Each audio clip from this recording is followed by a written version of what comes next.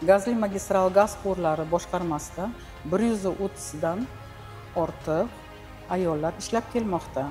Ularning orasida sex operatorlari, kimyo laborantlari, chilanganlari bor.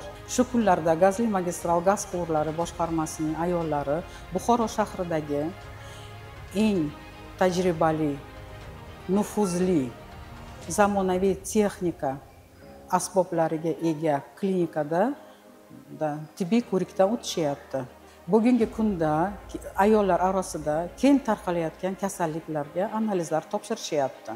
Ayollar salomatligiga ko'rsatilayotgan e'tibor uchun Uztransgaz aksiyadorlik jamiyati rahbariyatiga Gazli magistral gaz quvurlari boshqarmasi ayollar tomonidan katta minnatdorchilik bildiramiz.